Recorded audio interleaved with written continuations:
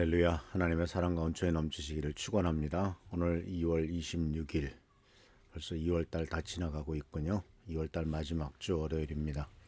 오늘도 하나님의 도우심으로 승리하며 또 우리들의 삶에 다가오는 것들에 대해서 항상 생각하고 또 긍정적인 마음과 또 의미를 찾고 또한 주님께서 주시는 귀한 바로 우리들에게 주어진 임무와 사명을 발견함으로써 오늘도 승리하는 여러분 되시기를 바랍니다.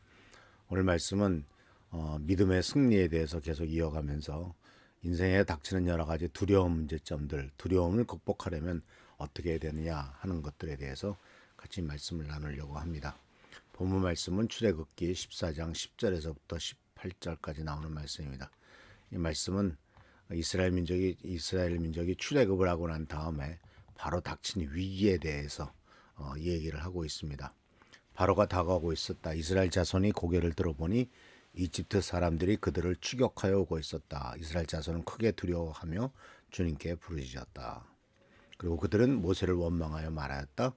이집트에는 묫자리가 없어서 우리를 이 광야에다가 끌어내어 죽게 하려는 것인가?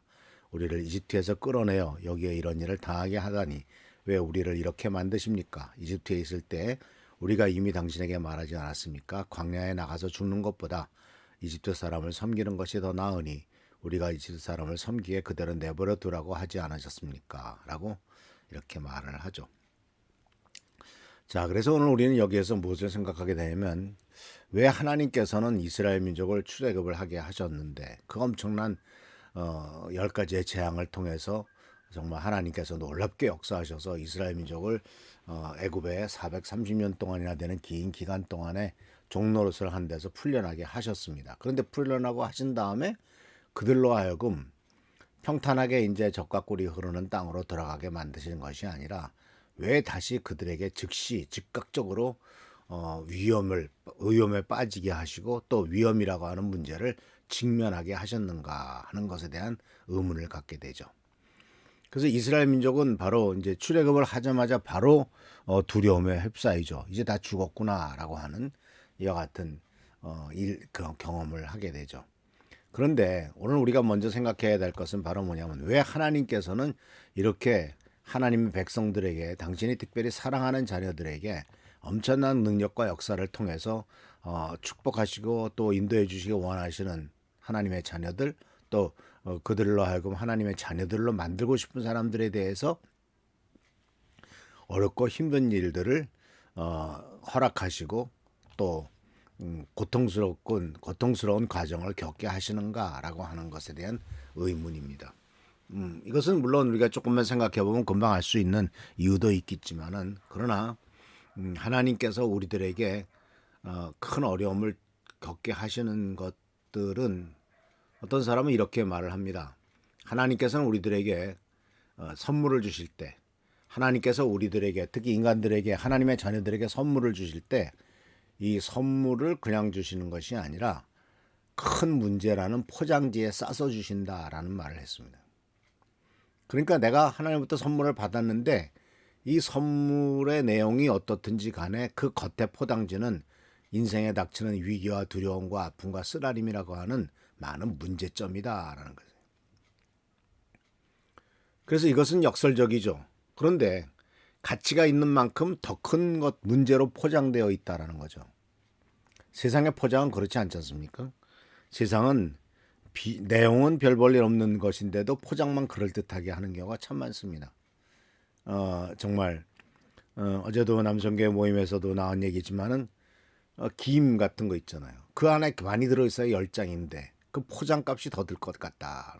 이게 그 세상의 모습이에요.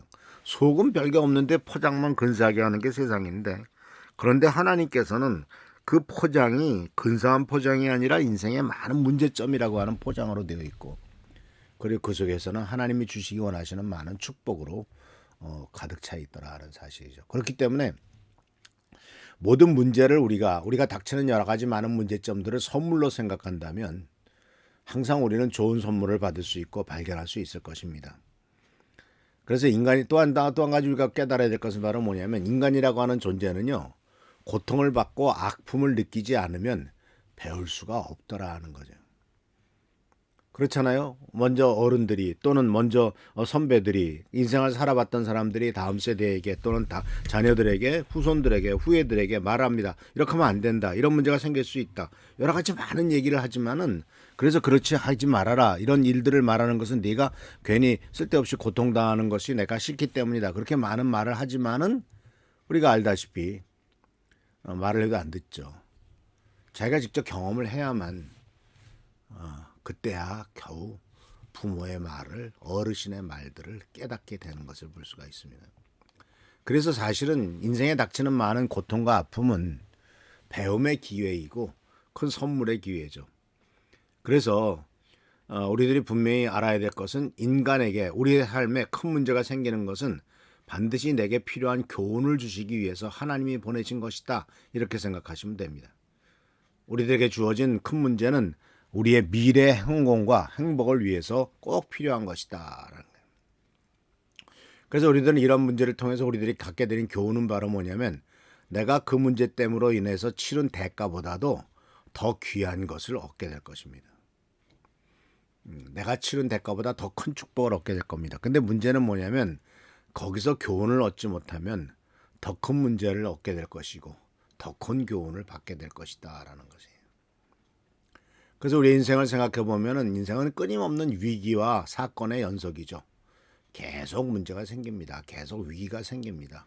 위기는 2, 3개월에 한 번씩 다가오기도 하고 잘 나가다가도 덜컥덜컥 하는 것이 인생길 아니겠습니까? 그런데 이러한 삶을 이상한 삶이라고 생각하실 필요가 없어요. 이런 삶이 바로 정상적이고 평범한 삶이에요. 그래서 평탄한 길로 된 인생은 없죠. 금수저로 태어났으면 평생 동안 평탄하게 살 것이다. 전혀 그렇지 않습니다. 여러분, 삼성그룹의 지금 이재용 회장이 감옥에 몇 번 갔다 왔는지 아십니까? 재판을 몇 번이나 받으셨는지 아십니까? 그리고 벌금을 얼마나 많이 받았는지 아십니까? 다 물론 그것이 무슨 경영권 승계니 또는 탈세니 탈루니 뭐 이래가지고 죄를 지은 것이기도 하지만은 사실 우리는 탈세할 것도 없고 탈루할 것도 없고 경영권 승계할 것도 없기 때문에 아무런 감옥 갈 일도 없고 그 재판 받을 일도 없어요. 그런데 우리들은 생각하기를 금수저로 태어나면은 아무런 걱정 의심 없이 평안하게 살 것이라고 생각을 하죠. 그런데 그렇지 않다는 거죠. 평탄한 인생이란 것은 없습니다. 그래서 우리가 믿음으로 사는 삶은 이러한 위험을 받아들이며 극복해 나가는 거죠. 그래서 영어로 리스크 테이킹이라는 말을 씁니다. 리스크라고 하는 것은 위험과 위기라는 뜻이죠. 테이킹은 받아들인다라는 뜻입니다. 위험과 위기를 내가 받아들여서 그것을 극복해 나가는 것이 인생이기도 합니다. 그래서 인생의 모든 부분에서 문제점들이 있습니다.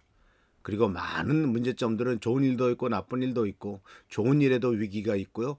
그리고 좋은 일과 나쁜 일이 동시에 일어나기도 하고요. 그렇기 때문에 우리들은 이러한 모든 것들에게 다 믿음이 필요하더라는 사실이에요. 하나님에 대한 신뢰가 필요하고 하나님에게 우리들의 모든 것들을 맡기고 하나님이 하시는 결과는 가장 좋은 길이다 하는 것을 인정할 필요가 있습니다. 그래서 오늘 하나님께서 우리들에게 선물을 주실 때 문제라는 포장지에 싸서 주신다는 사실을 기억하시면서 주님의 은총과 은혜 가운데서 문제 없는 생활이 아니라 문제 속에서도 하나님을 의지하고 믿음 안에서 승리하는 삶, 복된 삶을 살기를 바라면서 하나님의 축복과 은혜가 넘치시기를 축원합니다. 할렐루야 축복합니다. 기도하겠습니다. 오늘도 우리들과 함께 하신 은혜를 감사드립니다. 주님의 도우심으로 우리가 매일매일 승리하는 삶을 살기 원합니다. 그러나 우리 인생에는 많은 문제점들이 있습니다. 그러나 우리가 문제를 볼 때 고통스럽게 보지 않도록 하시고 하나님께서 축복하기 위한 포장이요 하나님께서 축복하시기 위한 길이라는 사실을 잊지 않도록 주여 도와주옵소서. 오늘도 우리에게 큰 은총과 은혜를 베풀어 주시고 보살피시고 보호하시고 돌봐주시길 바라옵고 예수 그리스도의 이름으로 축복하며 간절히 기도하옵나이다. 아멘. 금주도 주님의 사랑과 은총 가운데 승리하는 여러분 되시기를 축원합니다. 할렐루야 축복합니다.